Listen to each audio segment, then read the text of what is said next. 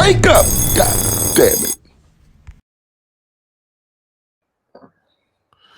Wake up, God damn it. Hey, welcome to the Longino show.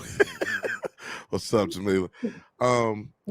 We have a special guest with us today.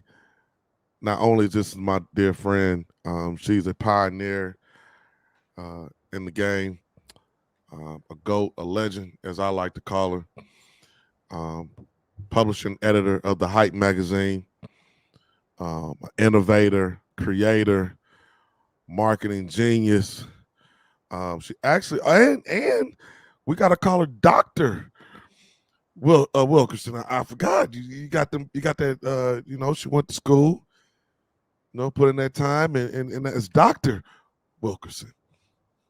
But we're here to. It's finally time. We've been friends a very long time, and I thought, what better time now than for her to tell her story, and also to educate you guys on a specific area that I like to call her 30-day turnaround. She's the queen of the 30-day turnaround. We're going to talk about that and kind of give you some knowledge and some game, wake you up to what that means and how you can apply that to your business and your personal life. Ignite your life. Check out that book. Also, and an author as well. Also, we're going to talk about that as well. But I want y'all to welcome to the Taj Longino show, Hype, Jameelah, S.J. Wilkerson. How you doing? I am awesome. What's going on, buddy? Y'all understand this is my dear friend, man. She had not been for her, I don't even know if I would have entered into the world of talk radio. We were doing this thing back when I tell people this all the time when I'm on other platforms. We were doing this thing back when it wasn't popular. It wasn't Back popular when at all. yeah, back when it wasn't no money involved in this thing. Shout out to $1 million worth of game. Gilly and Wallow, they just signed $100 million deal, and they showed us that all the hard work that we put in throughout the years and laying the groundwork, man. Somebody came through and got a big bag out of it, and that was just the whole goal in the beginning of this thing, trying to make this thing profitable to where you can do this full time and take care of yourself and your family. But if it weren't for her, I wouldn't even gotten started, into this thing. So just want to thank her for that. But Jameelah, people out here, it's a lot of people don't know your backstory. And so I want to give people a chance to understand and hear your story. Now, we know you got the documentary coming out that's going to tell the story of your life. But for those who don't, more focused on the hype, not me as it's much. the hype documentary. Well, where's your Yeah, my God. documentary coming? Where's yours at? Nah, Where's yours? Where's yours at now? No, we need the story. We need Jameelah's story because Jameelah's story and the hype it aligns, but there is also a separation there as well. It's a huge separation, definitely. Yeah. So, for those who don't know, who is Jameelah Wilkerson? I'm just Jay.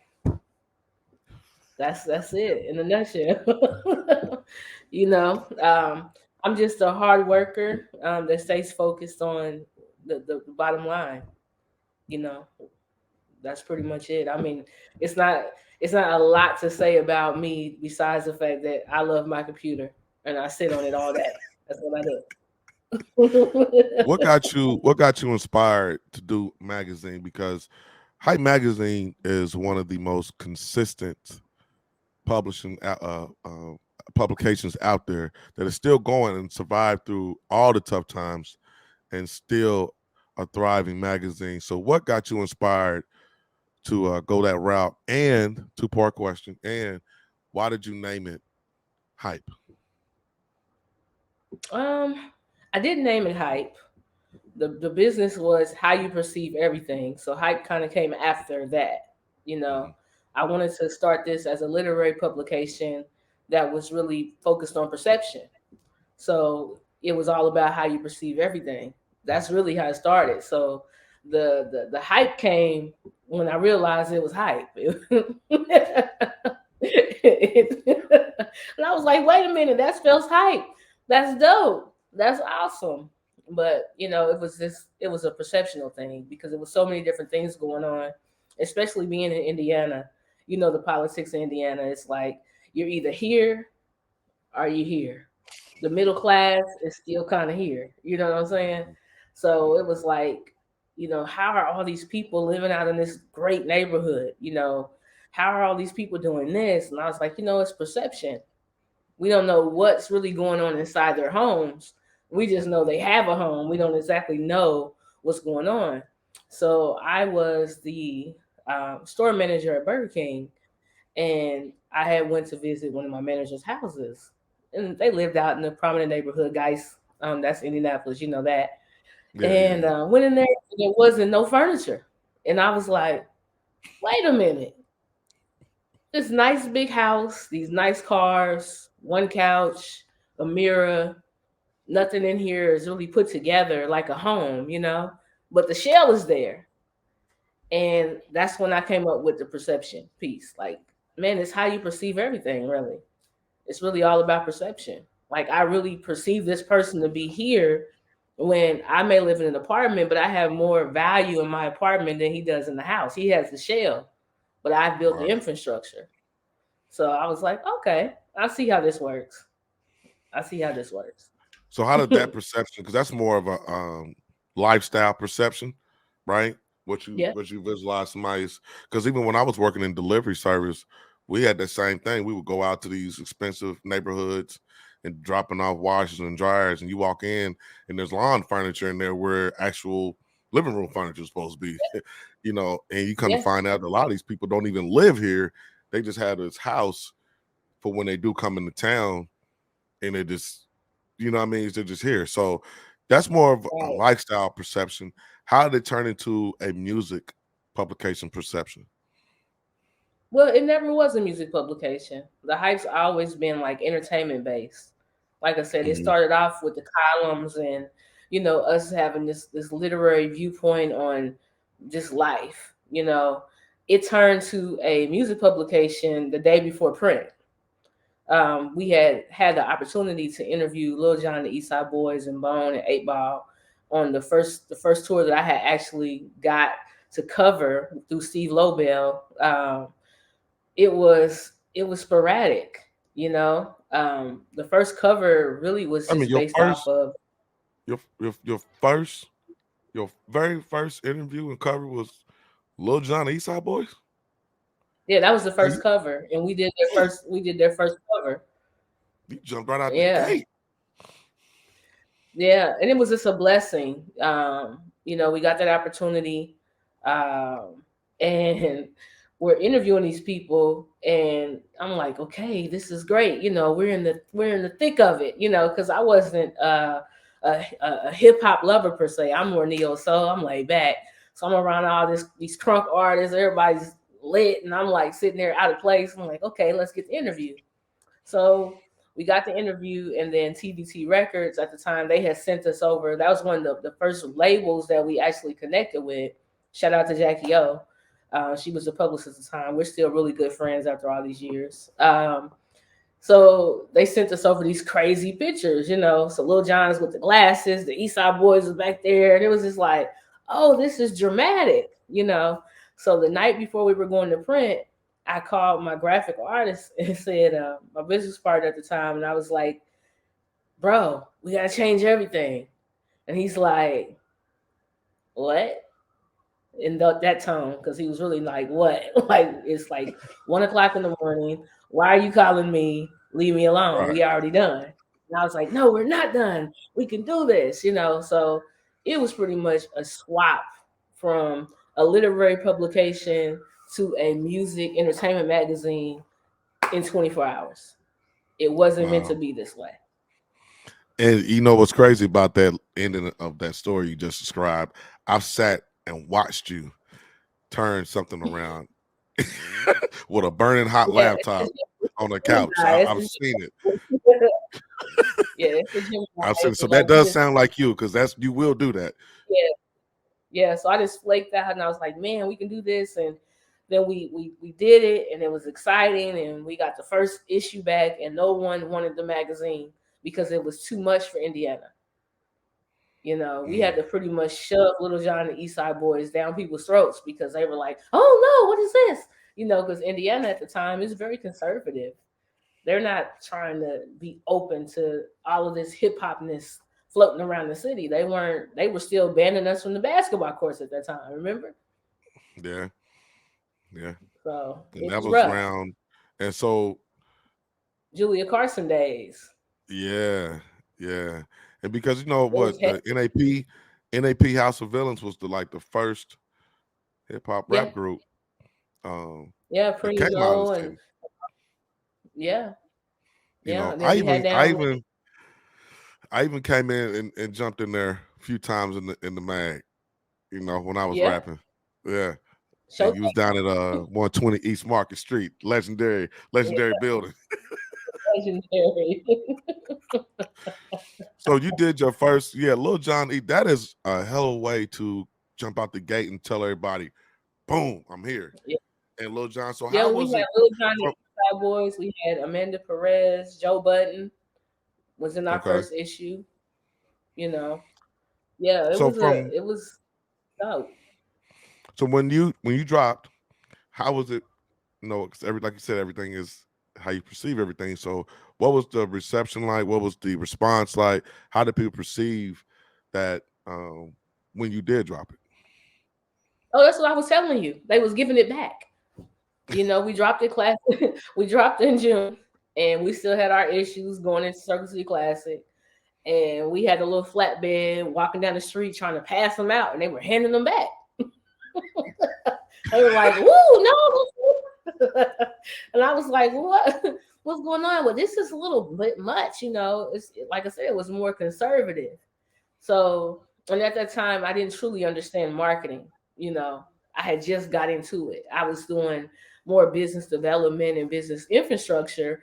I definitely wasn't a marketing guru like I am now. I definitely had no clue that this wasn't the way to go. You know, I Mhm. thought Circus City Classic, I thought urban people, I like, yeah, they gonna like this. No, not on the Sunday with the parade. That's the church goers. They weren't feeling Lil John. They was handling it back. So at first I was like, man, I felt defeated. Then I used to get on the elevators. I was just drop a magazine on the elevator, just hoping somebody just picks it up. Like at that point when I first started, I just hope someone picked it up and read it. I was Mhm. like, dang, this is good stuff in here. Just read it, you know. So I was second guessing the gruffness of the cover. I was like, well, maybe I shouldn't have went so street, you know. Maybe we should have stayed more with the lettering and the presentation, more like a city magazine. Um, and but yeah, I felt defeated. I felt defeated. So how did you overcome that? Because now you have to go into your second issue, right? So what gave you the It was courage? even worse. It was even worse. Second issue. Second issue, we did Alana, and she was like a big supermodel. She's a big she, you know, and the girls not still won't give it back. So how many I've never heard people giving back magazines. That is a new one. They That is gave a it new back. one. They gave it back. Yeah, we had the record stores and stuff that were receptive, but when I'm downtown trying to hand out stuff and get and engage with people, it was just like a But shocker. as far as like Rockin' Billy's in Midtown, they they Oh, it was they crazy. They couldn't keep a hype in stock. right. Okay. Yeah, Okay. yeah, It was just more or less you yeah. trying to get outside of the urban The market to comfort zone of music, because once right. again, I'm saying I wasn't trying to start as a music magazine. So inside the walls of the industry per se, the record stores, this and that, the hype was a hit. Mhm. You know, everybody was loving it. But the original target demographic, since I didn't understand marketing, were people that wanted to read these literary pieces that we still had within this publication. We still had columns. You know, we had Dark America, we had Chocolate Scoop, and I wanted people to read the columns and really read what we had to say. But I figured that the urban side wouldn't turn them off so much, you know. But the Nouveau at the time, they were slamming because they had just the wording and someone on Yeah. there like, hey, you know, and then Hype was a little bit more street and a little bit more, a lot more, you know, a lot more urban. So that was from something the that cover Indiana had standpoint. never. Yeah, just the overall design, everything. Yeah, Indiana had never seen anything like that. yeah. That So we definitely without you put really in there. even knowing, you just that was the innovation right there. That was a moment where you Yeah, didn't realize at the time you just changed the game for the city. yeah. Changed a lot for the city behind closed doors. I mean, I had to go in. A lot of the music scene wouldn't exist had we not had to go down and fight for it. Hmm. At one point they were trying to ban hip hop and Broad Ripple. Oh We yeah, it was a yeah. lot of it was a lot of politics behind the doors, and it was hard to get the city to understand that because I like once again, I've always looked young. I don't look 44 now, you know. So I've always looked like a kid, even though I still was a grown woman out here moving. I look like a little 16-year-old saying, "Hey, listen to what I'm saying. I'm 25. I'm out here getting it in and sitting down trying to talk to these political figures about accepting culture." It was very difficult, with no backing, no voice bigger than mine. I had to create my voice to be bigger to be heard. I had no power. I was just, an urban kid from the hood that had a dream, and they like, hey, shut up, move over here. We don't got time to hear this. So I had to make them hear this. I had to create opportunities for the brand and for myself to actually be heard. That was the most difficult part about really starting a business like that in Indiana. Now, me knowing you very well, I know quickly frustration sets in and doubt and second guessing yourself. So, what pushed you through that time where they were giving the magazines back? You're second guessing the cover, the layout, and the design. What gave you that? Um, what kind of gave you that to keep going? Right? What gave you the courage to keep going, pushing forward, and knowing when did it click for you that you know what? No, this is going to work, and I'm gonna keep going this way in this direction. That Lawrence Central attitude. I didn't really care. LC. Yeah, I didn't really care. Like, it's like when I going through school, I didn't care who liked me, and I didn't care who was my friend, and I was cool with everybody, the cool kids, the deadheads. I pretty much was like that with this publication. I'm like, if you like it, you like it, and if you don't, give it back. I'll give it to someone who do. And when I had that type of attitude, then people want to start holding on to a little bit. Well, let me check it out. Let me read. I'm like, no, you don't got to read my stuff. Give it back. I'll go give it to someone who wants it. When I started to get that attitude again and feel more confident about what I had to offer, then it was game on. It was game on. Mhm. Like I said, at first I felt defeated because I never had really been in the realm of business from that perspective. I had been doing business since I was 18, but I've been doing corporate business. A Mhm. lot of people didn't know that I get dressed up and go downtown and sit in these meetings with SCORE and go teach this person business, go do this business plan, and then I'm back streetwear again. What's up? Let's do the Hype magazine. I had a separate thing here. So corporate America was all I knew, you know. So going into the street realm where people were rejecting what I had to offer, it was new for me because being on the corporate side of things, running the Burger King and teaching people business or doing this structure or building out this infrastructure for this person, it was different. It was point A to point B. It was like, okay, yeah, I'm gonna do this for you. You're gonna pay me. This I had to really market it and make people want to read it because it's news. I didn't get that at first. I just thought this was just another business I'm gonna start. No, absolutely not. It was probably this has been one of the most difficult journeys of all times with the Hype magazine. Yeah, and we're gonna get into that, and but before I get into like the biggest challenges that you went through with the magazine and all the trials, the blood, sweat, and the tears. You said something earlier that in the beginning you really didn't know marketing. What did you No. do to educate yourself on marketing for this particular business, and how would give us some examples, or how did you have to change your marketing strategies? Times went on through the challenges of the music industry because the music industry changed so Right. much since you first been Hmm. in. Your initial marketing strategies are not what you are doing today. So Oh, what did you? definitely not. Yeah. So Definitely what did you not. do in the beginning? Basically, I did something very untraditional. Um, I I started every company that I would target in my head. So what that means is I started a record label in my head. I built a record label out, business plan, infrastructure, how it moves. Then I said, okay, well, how would the Hype magazine integrate into this record label to create value? Okay, clothing line. Okay, start this clothing line. Boom. Because once again, I wrote business plans and I put people's strategies together to start business. So I said, well, how would this business connect to this business to make it make sense? So when you come in as an artist, I need to be able to tell you how this magazine has value for your career and what you're doing. But I can't tell a person who's doing the clothing line the same thing I just told the artist.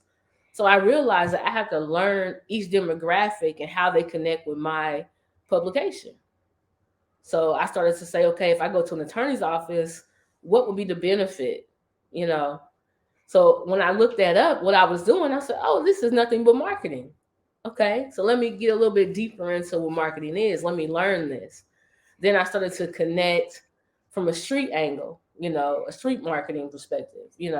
This isn't just a magazine, this is also a piece of information, just like a newsletter or a door hanger. So it could be presented as such. Okay, then, so I went through all these different steps in my head on how to connect B2B, business to business, and how to create and make this as valuable as possible to people. And I was like, okay. So then people start to connect after that. They started to connect then. They said, okay, yeah, I wanna advertise. I didn't overdo it. I stayed in a small space. We started out with 16 pages. So I didn't try to grow the magazine so much and get all these advertisers from everywhere to where it was just chaotic, but I got enough to sustain to grow the brand, to build it, you know. So it was weird And how I did it, but I helped a lot of people along the way.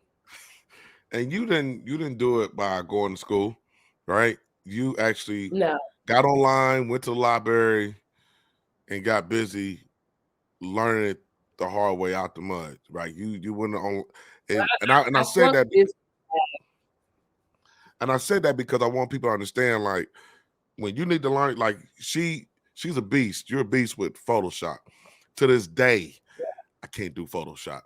I don't have the Well, I didn't patience. learn. I learned Photoshop because I had to, but I was telling you, I flunked my business class with this business plan. I had to write a strategy to start a business for $1. Well, I wrote the strategy for the Hype magazine to start it with $1. I failed Mm, my test. You know, my professor said this will never work, but it did. It's here. It's 20 years later.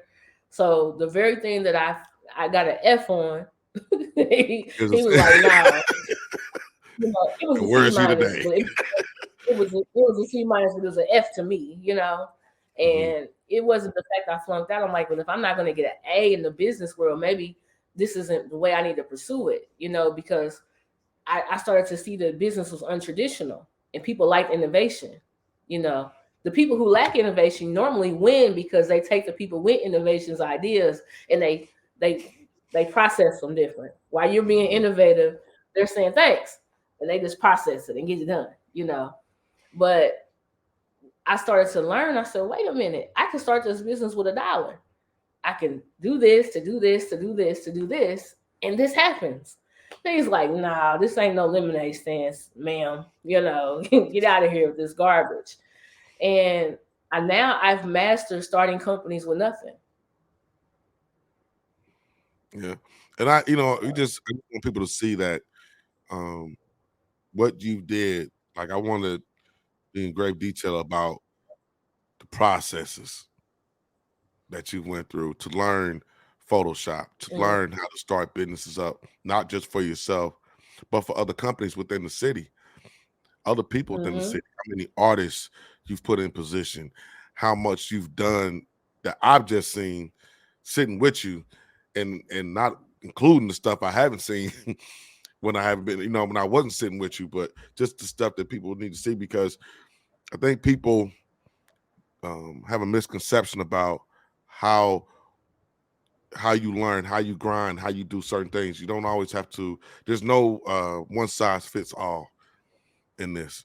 If you Yeah, want to learn something, you go online and you figure it out, you learn it, and you fight through that so you can. And a lot of stuff you did is because nobody else knew how to do it, and you needed to know. yeah. And I think, yeah, I had to. It was crazy, especially Indiana. It was just really hard. I don't know if that was just how we were raised to do with one another or whatnot, but I had to mask a lot of the things that I've done, a lot of skill set. I had to hide a lot. I hid a lot. So, for instance, I'm the queen of white label. So when people are like, they see you making money and they see you doing too much, or they don't like something you do or the way you're doing about it, they tend to say, well, I don't want to work with that person. So what I did, I said, oh, okay, well, I can't have it all, but I can if I just put myself in the background and create other entities to go out. So even to this day, I've probably done 80% of the businesses, starting them up. My competitors still to this day don't even know I started up half their companies. Like, I had partners and people in position, but it still hit my desk eventually. So someone's like, oh man, I remember one day somebody came to me like, yeah, I was gonna come to UJ to get my logo done, but I ended up going to my guy. He did such a good job. I looked at the logo and said, wow, I'm your guy. And I had to keep that energy, keep that energy for so many years, because a lot of the marketing companies that people were hiring, they weren't truly marketing companies. They were just people who had got affiliate links for me to build out their brand.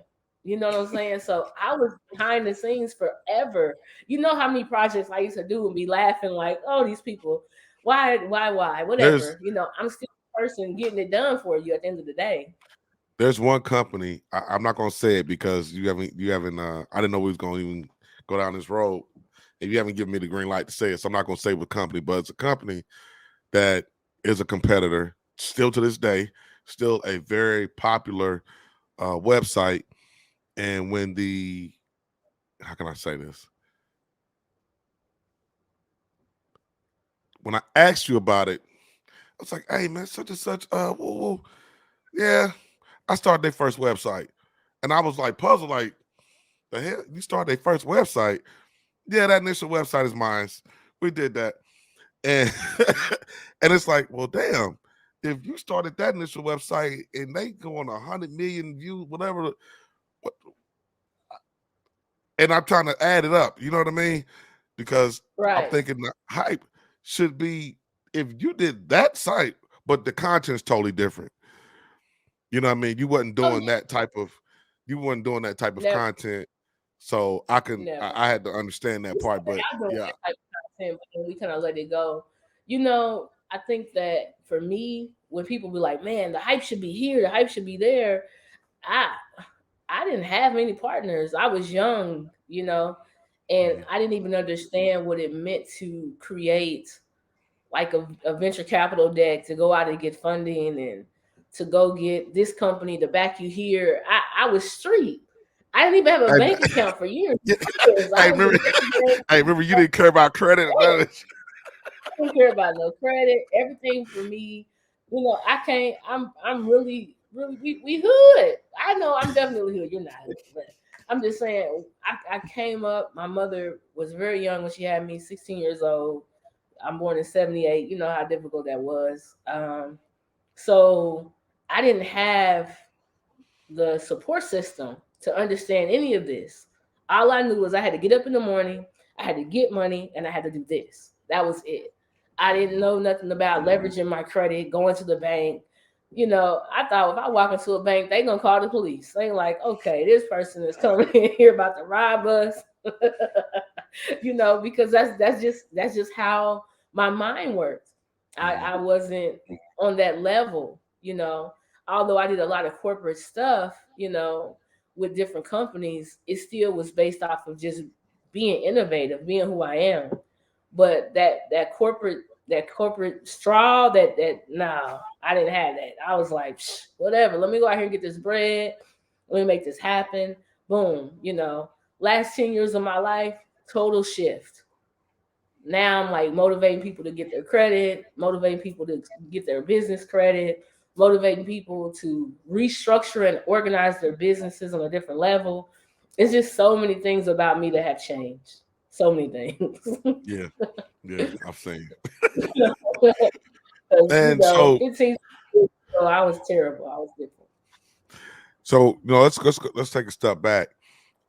When you put Lil Jon on the East Side Boys on the initial on the front cover, and he went through a couple Mhm. magazines, went through a couple books. Lil Jon's a national artist, but you did something Mhm. different that you still do to this day. You believe in the underdogs. You believe in Oh yeah. independence. And so, what transformed you to, um, not you didn't turn away from the national artists, but you wanted to give the independents a chance and their voices, like myself when I was out there. You wanted to give us an opportunity to be heard, and give us an opportunity to shine that light on us. What gave you that idea to do that? What made you want to do that? I wanted someone to give me an opportunity to be heard. Like I said, the independent is just nothing but a person who hasn't been totally polished up. They're still learning the corporate way. And it's very difficult to even learn the corporate way when no one is willing to open their doors up enough to let you in to even start the process. Mm-hmm. I used to say, man, I want to work with you because see, after 20 years now, I'm great. Right. You know, flourished. I built my own way. So going back to those people who could have helped me 10, 15, 20 years ago, it doesn't hold value now because I don't need those people, you know? So I want to nourish the precious gems early. I want them to get going in there and send me. I got so many messages in my phone. Thank you for support. If it wasn't for you, I would have did this. Da da da da. I'd rather have that story than someone coming back to me. I'm going back to somebody in 20 years, like, yo, what? No, that's not how it should work. So I Mm-hmm. wanted to change the narrative, with our community. People used to get mad at me. You remember for helping people too much. Oh, you're giving too much game away. I'm like, what is too much game? Everything is available to you at the library, it's public record. My thing is, let me ignite someone else to understand so they don't have to go through what I went through. You know, I remember one day you was mad at the whole team, right? And you was notorious for this, right? So everybody, when she's mad at the whole team, she will mass text everybody or call everybody and say, shut it down.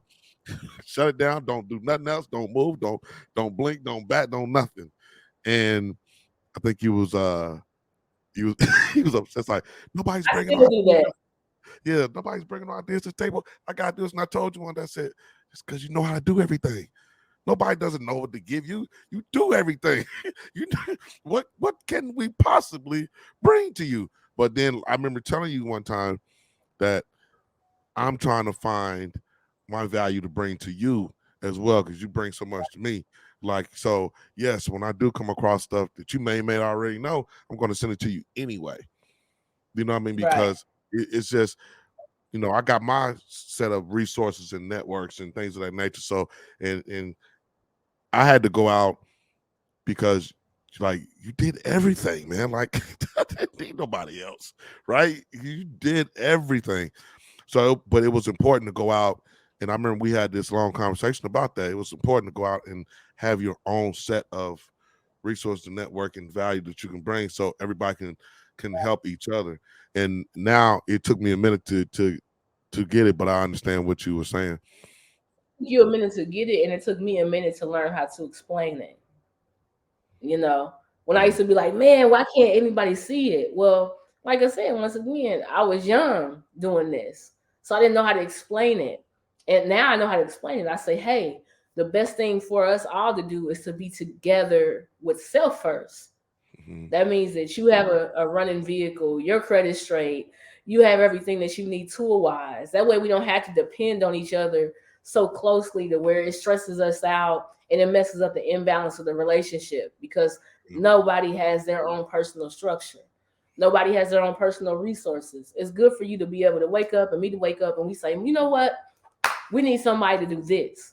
And then you can call your people, I call my people, and we find out the best people for the job and we move on. But it's very hard for a person to be the only person that got the peoples.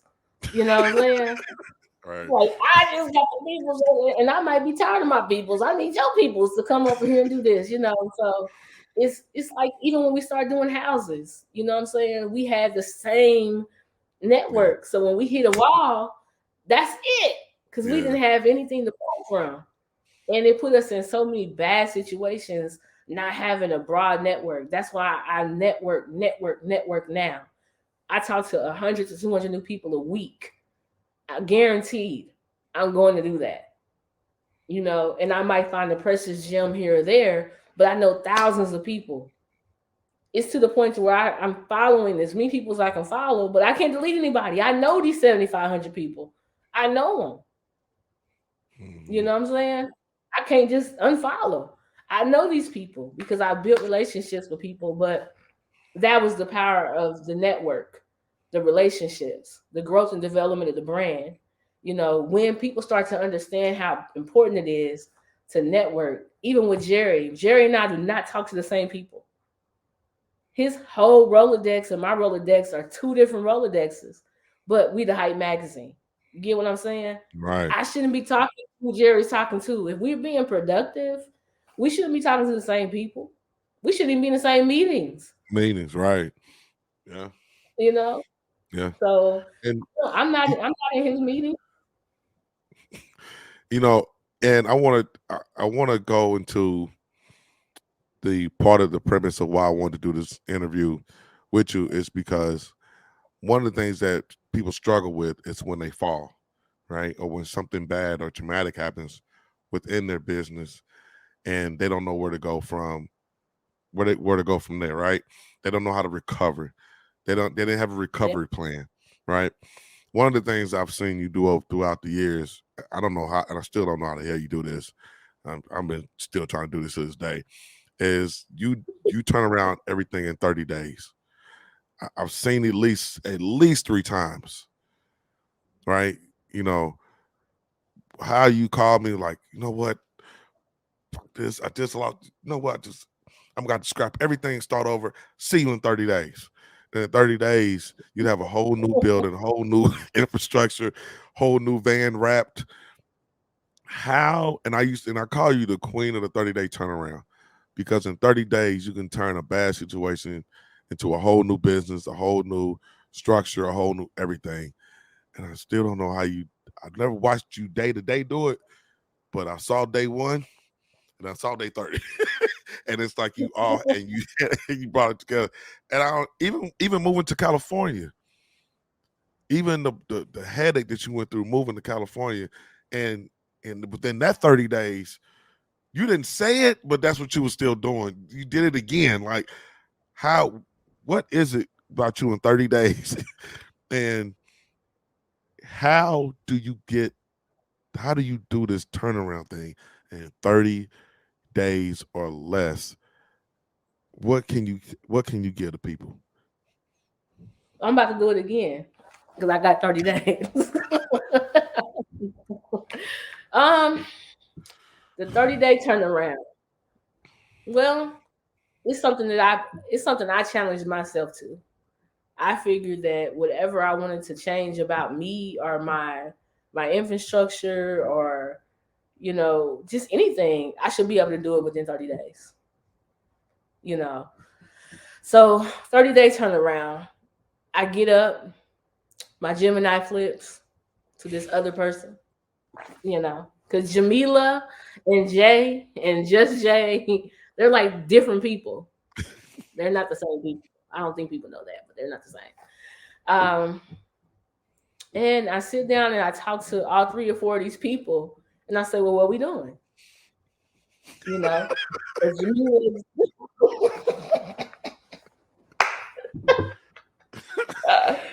Oh man, I can't believe you got me talking like this on here.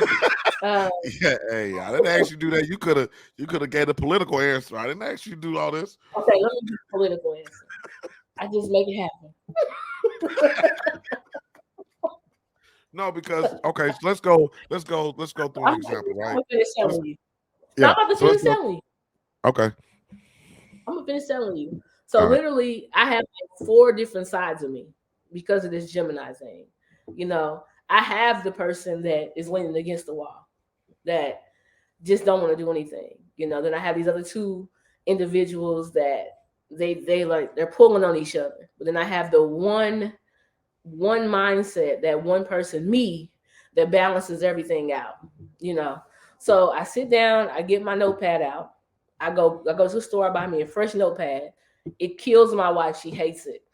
She's like, for you to be a go green specialist and want the earth to be safe, you always buy a new notebook, you know. So I buy my new notebook. I sit down. I write out my goals for 6 months. I put myself at a 6 month goal. Then I write down my revenue streams that are currently active in my life, and I take the other ones that are not active out. Okay. Then I say, okay, these are my focal points for 30 days. This is my execution point for 30 days. And this is my value after 6 months. This is what I'm going to get. So, in order for me to get this, I have to ignite the first 30 days to create that 5 month strategy to make that 6 month count. Feel me? Hmm. So, I literally take out all the fat. I take out all the things that are holding me up, holding me back. I literally go through my phone and delete things that are not productive, people who are not working with me on the level that they should. And I focus on things that are working every day for 30 days. And then I start to chop things down and say, okay, cool. That means revenue streams, that means advancements, business relationships, everything. Everything that is at the highest vibration, the highest elevation, however people say it, that's the only things I'm touching for 30 days. I'm not sitting here in dead silence. I'm moving like the speed of light, you know. So my wife comes home sometimes, she be like, I swear you a witch. You clean fast. Because she's like, how'd you just clean this house up? It doesn't take long. It's just it's what you put your mind to. So Right. literally 30-day turnaround is nothing but cutting out the bullshit, center focusing on what you want, and executing every minute of the day to get it done. So that's why I don't talk to nobody for 30 days. I literally shut myself out. Like, so you're not going to hear from me for 30 days. People be like, I haven't heard from you because I'm making moves. Whatever you got going on right now is what you got going on. But this 30 days is between me, myself, and God, energy, whatever is going on, I'm focused. So I will talk to some people, but if you don't hear from me for 30 days, it's not because I don't mess with you and I don't love you. It's because you're not in that cycle of me creating the revenue or the new network for me to get to this goal here. You know, I'll text you, check on you, top of the morning, just checking on you, make sure you're good. Yep. But are you gonna be in my aura every day? Not when I'm center focused. Nobody's in my aura. My So wife like, barely sees me. I remember a time, and if you don't want to talk about this, we don't got to. But I remember a time when your place had got broken into, right? And then all your hype magazine stuff. It was almost like it was a setup, right? They took all They didn't this. steal no, they didn't steal no money. They didn't steal. I had a whole closet full of shoes. I had a stack of money. I had a brand new pit bull. They left all that. They took the iPhone. So when that happened, like that, that was I think that was one of the first 30-day turnarounds I seen you do because you had to Yeah. act fast. You had to act fast because you had nothing as far as from the hype standpoint, right? You had to start over from No. scratch. You had to start from a whole redesign and everything. And I Yeah. don't even think you had any magazines, Lane. I don't even think you had any magazines to go back to. I think you said you just had that one, that first one. So what happened around it? What happened then? How did you I had turn some that around? magazines to go back. I had some magazines to go back to. Um, they just stole all my graphic files, all Yeah. my paperwork, all my templates, you know, media kit. I had to redesign everything, And and so we were probably a week out from print. yeah, it was, So and that was the time I think I sat on the mhm. couch and you was burning through that laptop. Was that the same? Was that the Yeah, same because people situation? had paid for advertising. I had to come out, and some of the advertising that we had in there was time sensitive because it was actually events happening that they were promoting through the mag. So I had to have it done. It wasn't no, oh, I'm gonna get it back or this and that. I had already paid the printer. They were waiting, so I was done with the magazine, and all I was waiting to do was send it to print. And man, came home. I sit down. I heard a little cracking on the window. I'm like, what is that? Opened it. The whole patio just busted out. And I was like, wow. So I'm thinking, oh man, they stole my money. I go in there, the money just stacked up. And I'm like, I know it's at least 10 grand in the closet. I had just went, Shoe Carnival was going out of business. I bought every shoe I could buy. I had about 50 pair of shoes in there. It was crazy. And nope, they just took. So I was cool. I was like, what did they do? The dog in here chilling. And I remember just sitting down. I was like, whatever. Call the maintenance people. They're going to come fix it. And I sat down at the desk and I reached down. And it had to be somebody I knew because I had a file thing full of CDs. We didn't I have no remember hard that. drives back. Yeah, that's old. That's old I had school. Yeah, So it had to be yeah. somebody that I knew close to know that that was right there. So I sit there because I was like, okay, let me finish this stuff. I'm about to design some stuff. And I put my hand on the mouse and I reached down and I looked and I was like, man. And they took my laptop, but I never use a laptop. I hate laptops. I used to carry my desktop everywhere. You remember that? Everybody used to laugh at me. I pack up. I go to the hotel to get some time. I'm rolling in with the whole desktop, the big body. They like, what is going on? Why don't this girl got a laptop? I did, but it was something about me and that desktop. And I still have my desktop. And when I get on deadlines, I still go get my desktop out the storage, plug it in, and work off of it to this day. But yeah, I was sitting there. I reached for it. I took a deep breath. I threw my head back, and I just remember tears just coming out my eyes. That's I wasn't gonna cry about no money. I wasn't gonna cry about no dog. I wasn't worried about nothing. But when I seen that they took them vows, I was like, that just crushed me. That just crushed me right there. That took Yeah, me out my heaven. because it wasn't no replacing. You can't replace Nah, and that. it was stuff in there that it was memories. I even had pictures of my mom. My mom had passed by then. I had all kinds of private stuff in there. It wasn't just about the hype. It was just that was just everything in there. They just took it, Yeah. trying to So, trying to do what I. so when that happened, like I said, I remember I ain't never seen a laptop that hot day in my life, man. I'm talking about that thing was. I don't think you put that thing down for 24 straight hours. I think you was up Yeah, non. Man, I you was. didn't go. I remember you was sitting on the same spot on that couch, and I'm like, that the laptop. I said, All that's I a did was laptop. wash up. I don't even think I ate for two. It was probably about. I think I did 72 straight hours. Yeah, It it was was crazy. crazy. Yeah. I didn't sleep for 3 days. So And you was like, you go to sleep. And I said, after I finish. yeah, So I sit there and redesign the whole magazine in 3 days. and that's part of that, and that's part of that turnaround because not only did you have to get that out, I remember we rolled over to the printer too. Hmm. To try, you had to handle some business over there, and then just how you want to move forward. So how did you move forward past that once you was able to get the issue done? How did you move forward to revamp everything within a short amount of time? I just did it. It wasn't like how, when, what. It just had to be done. So I just got it done and did that little 2 minute cry and kept it moving. I mean, that's it. That's all you Yeah, can do.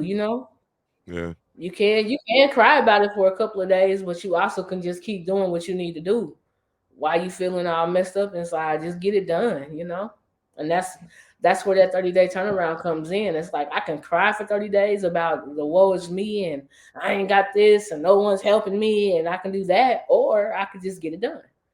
That's why I know how to do everything, because I didn't have a budget to pay a big team. So, okay, Mhm. well, if I got to clean the floors, if I got to scrub the toilets, if I got to design, if I got to get out here and pass out the flyers, I'll do that myself. There's still people to this day that think I'm the janitor. Who cares? I got to make it happen for what I got to do, no matter what. Ain't nobody going to do nothing for you, you know? Everybody's like, oh, these celebrities that been in the magazine, they should come back and support and spend money. They ain't got to spend no money with me. That's not their job.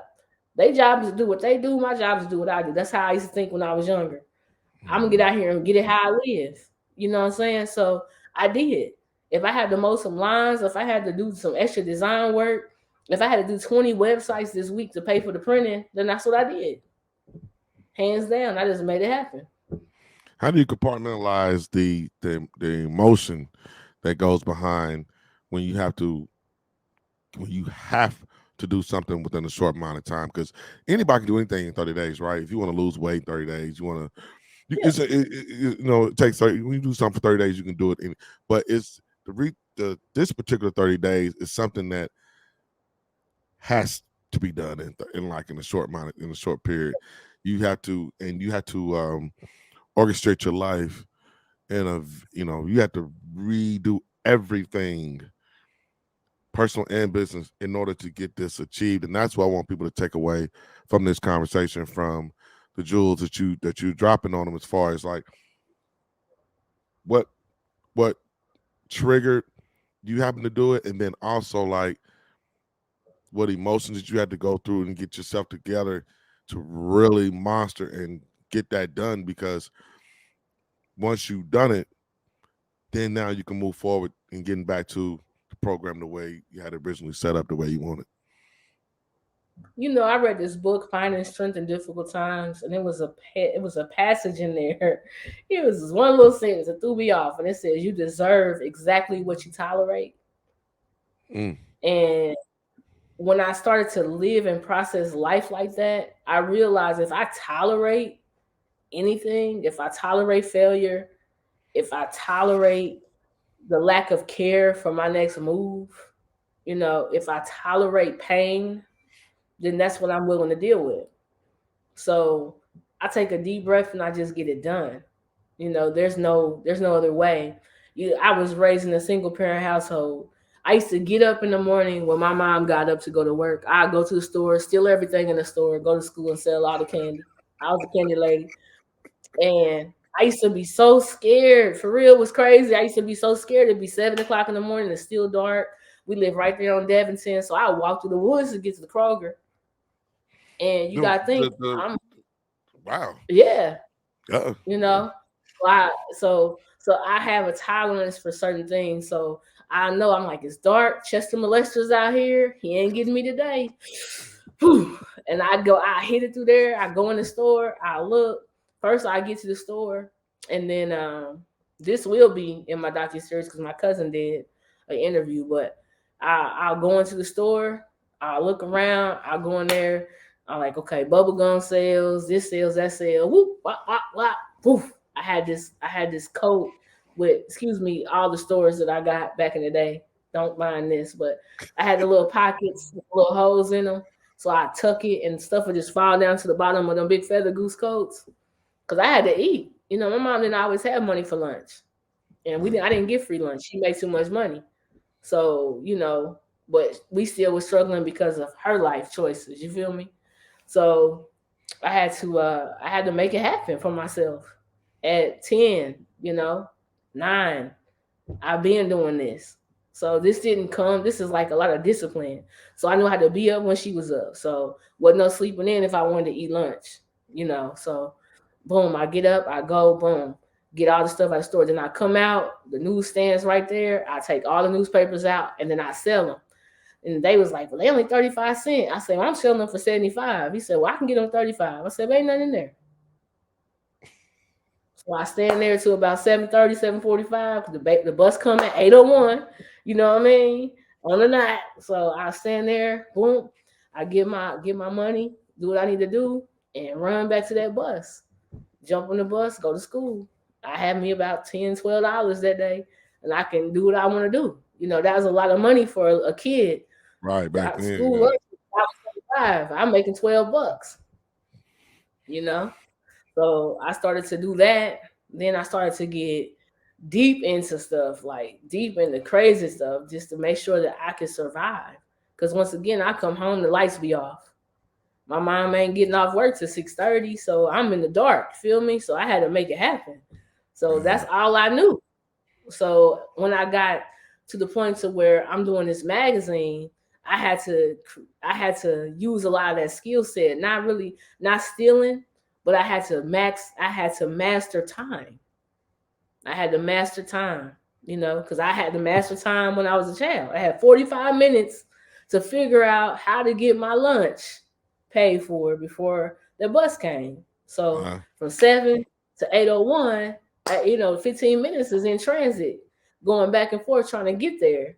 The other one is just me. Okay, you got to get in here, get it. Boom, I got that. So if I couldn't sell no newspapers, then boom, then I came home and I actually had a paper route. So I do my little paper route.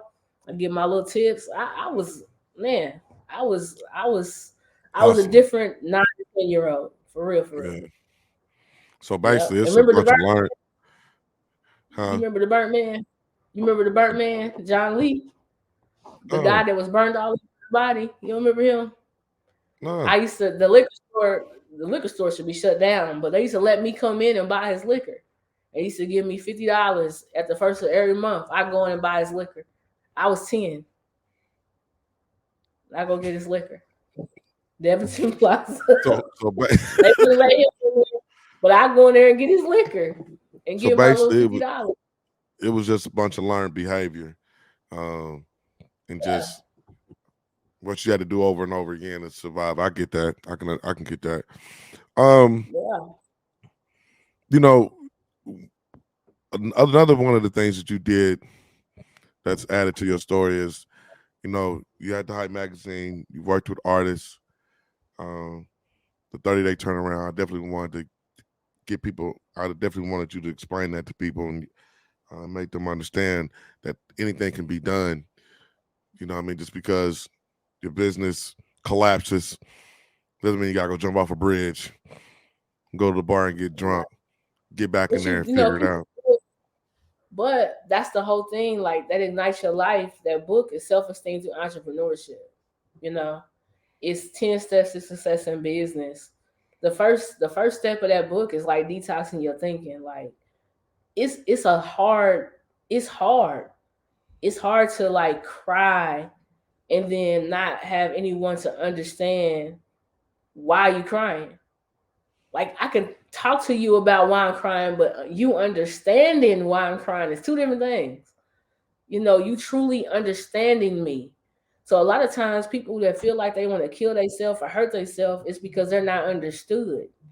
You know, it's like, oh, they could have called me, they could have called me to talk, they could have called me to be a part of that journey. They could have called me, but no, they can't call you because you don't understand their journey. That's self-esteem through entrepreneurship. And where can they get that book, Ignite Your Life? We didn't touch on that just yet, but you did your first book, Ignite Your Life, and it's more of a motivation type of book, correct? Yeah, it's yeah, So where can they get that at? it's motivation, and it's really, if they can get it on Amazon.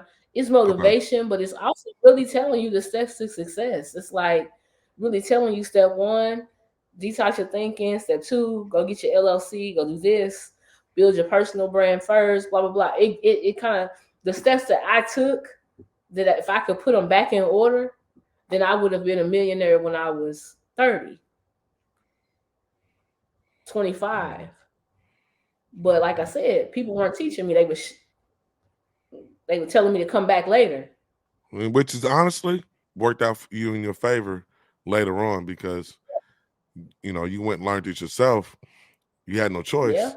And if they would have helped you, you probably wouldn't be where you're at today. Now I would still be back home doing the same thing that I was doing. Yeah. And the shutdown mode. We like when I say shut it down, shut it down. When I said shut it down one time, I shut down the Hype magazine in the city.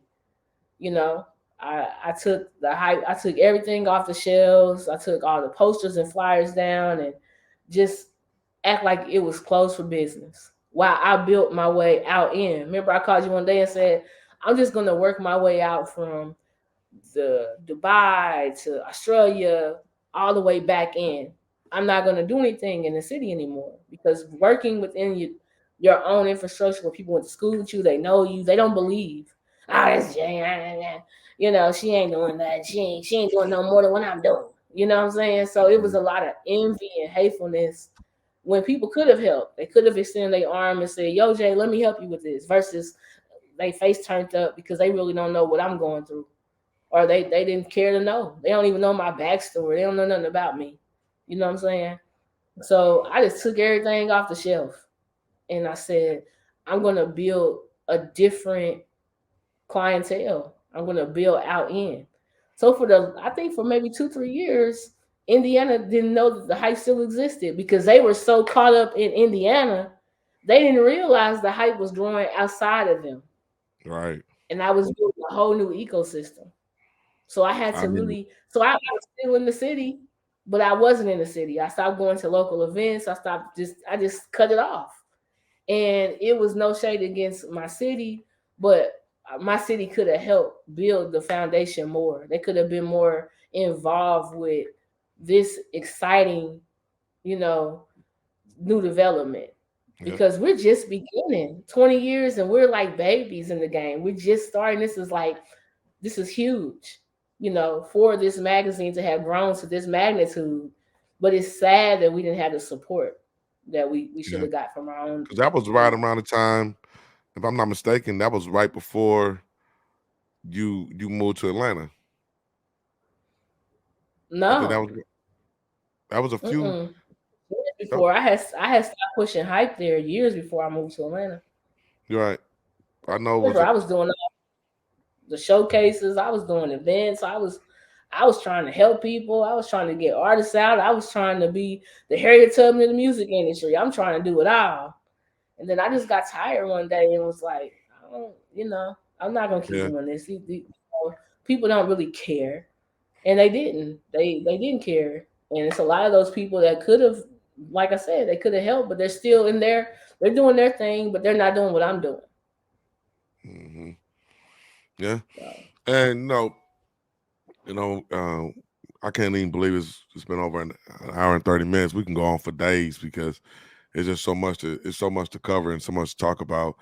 But I want to talk about um, the hype talk radio because that's hmm when I guess I kind of came into the fold a little bit right after issues of the day, and hmm then it was hype talk radio. So what made you want to start hype talk radio, and why did you stop it?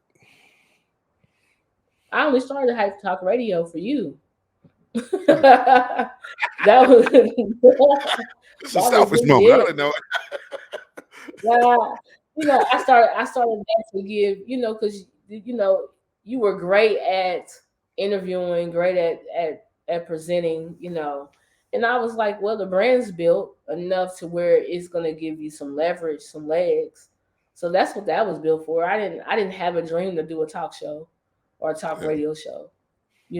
A lot of stuff that I've done is just really to help somebody. I really, wasn't interested in half the stuff I've done. I just did it to help. yeah. So that was it there, That was quick.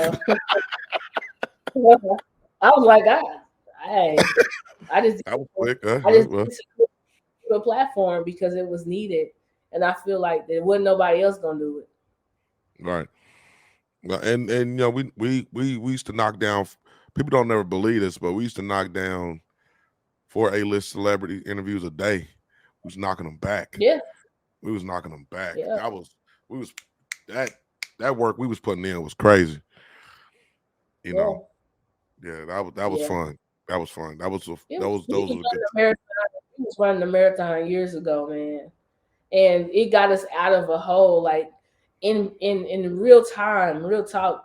I with what I had to go through in my childhood to get to this point, I technically shouldn't be here talking to you about this opportunity.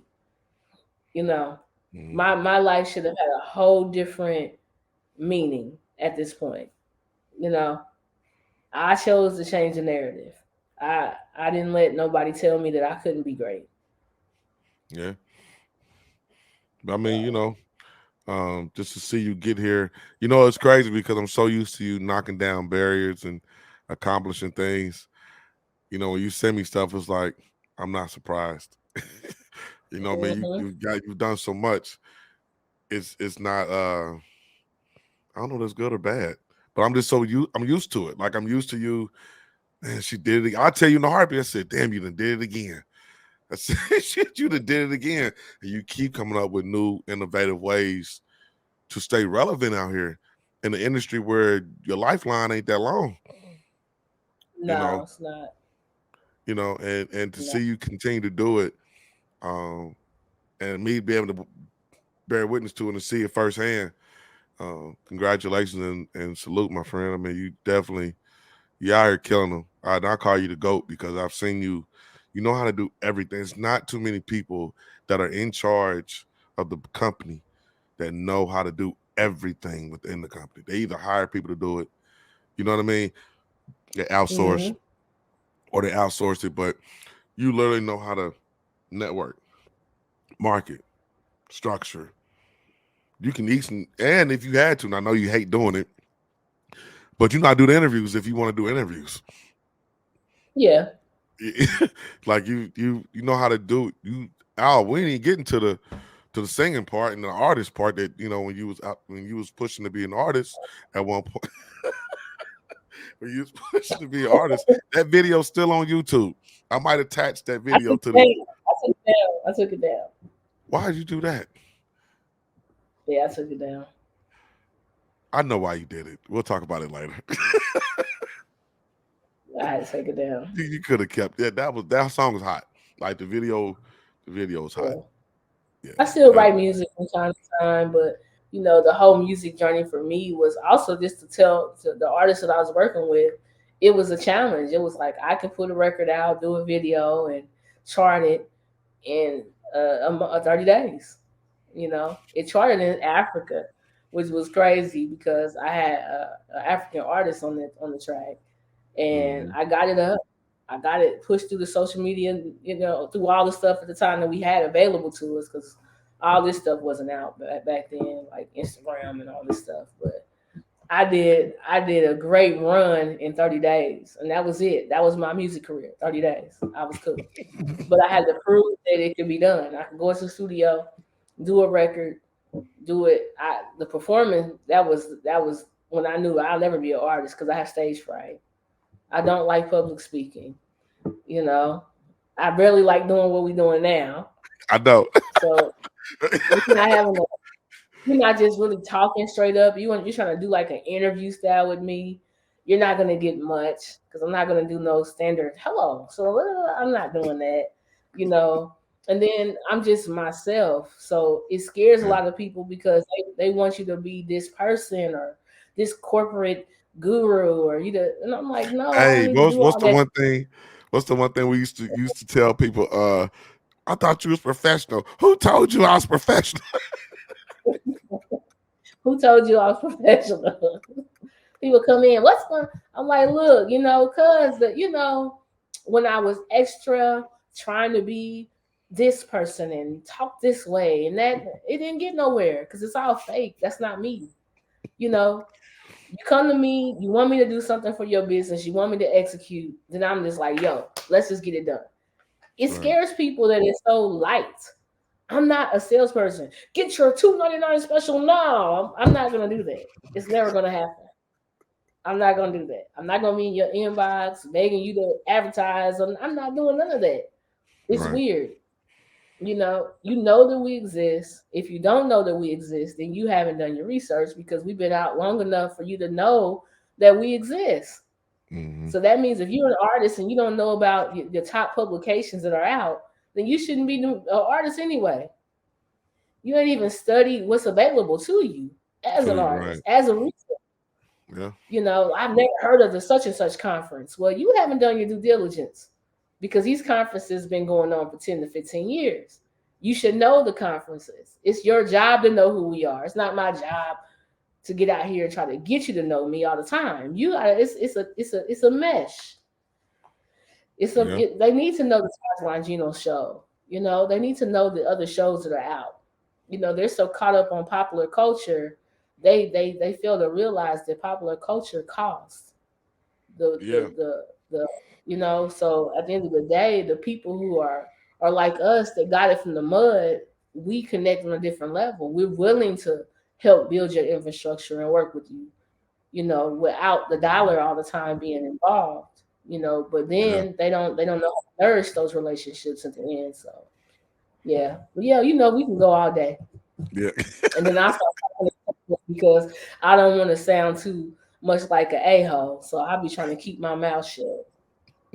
But, you can already go record my part of the documentary. I'm proud to be part of that. You know, That um, but this again, I wanted you to be able to tell your story. I didn't want to get the whole thing out there because they can watch the documentary when it comes out. But I just wanted to give people a taste and a clear, concise understanding of Jameelah, Just Jay, Hype Magazine, Jerry, um, and just get them yeah. like some whoa, I didn't know that, or wow, okay, all right, Oh, it's a lot of stuff they got no clue about. Even with Jerry being in the military and his life and what he's been through, what I've been through, we tend to not talk about our personal lives, you know. Nor do I get on social media and talk about how bad my day went and what's going on, and because I got to tighten up and you got to pull it together. or So I just don't hit live me up, my or you life. just hit me up, and I'm like, oh shit, what happened? Yeah, but I don't live my life through social media. It's a Right. lot of things that people be like, man, you be doing it. But I'm like, if I posted everything, it's certain places that I go that I feel like that is something that I earned and the world don't always need to see. So I do a lot more than what I put out on social media because I feel like some things are just precious. If I'm invited Right. over to a celebrity house and we having dinner, doesn't necessarily mean that I have to show you that part of what I'm doing. I don't need that to. So sometimes people like, I talked to such and such last week, and I'm thinking to myself, I was at their house last week. Yeah. Oh yeah. Wonderful. Great. But you know what I'm saying? And then they'll find out, I didn't know you knew such and such. Yeah, you never asked. You just Right. assumed I didn't know. But I'd rather have a friendship with certain people and build real relationships than have this fake bullshit Right. going. Yeah. So when me And and that. you hang out or be on the phone or we don't have to go live to talk about stuff every 5 minutes. We don't have to post a picture every time we kick it. It's weird. Right. It's not necessary. It's just not. Usually, So I don't. when and it's crazy because usually with me and you talking or we're around, it's five No percent social media. business. Yeah, it's like 5% business. It's 90% personal or what we doing or what you know. What I mean, like, yeah, yeah, yeah. You But came to my that's house just the one day. The network was shooting. Remember? The network was at my house shooting. yeah, yeah, Uh, yeah. That was. and I was shocked. I was like, you oh ain't shit. you ain't never seen that on social media. Nah, still to this day, and I actually forgot about that. Did they ever finish that? Yeah, it's on right now. But Is it? I never put no, I never went live and said, oh, the such and such network A&E's here at my house right now. Look, da da da da. I never did that because I I didn't feel forgot. like that people. Yeah, I so forgot all like about stuff that. I like forgot. that, I was like, you know, yeah. you'll And come that's crazy over. because that's a show that I watched. Like I've seen it. I watched it a few times, so Yeah, I know that's a very popular. That's a big show. That's a big show. Yeah, yeah. And then sometimes it's just best not to always, you know, put stuff out there. yeah. So Yeah. I got to do like I do everybody else, real quick before we close out. You know, everybody answer is different, and you already know what part of the interview this is. So give people your three keys to success. You know what? Scrap that. Scrap that. This is the This is we doing something new. We doing something. We ain't doing 3 keys to success no more. We're gonna do wake up, goddamn it. What do you want to wake people up to? Shit, happiness, peace, for real. Yeah, If your day start off cheerful and joyful, good things will come. I heard that. That's what's up. Well, I everybody, was watching this movie, like I think every day I wake up today, I'm gonna be like, today's my lucky day. I think I'm gonna start saying that every day. Something different.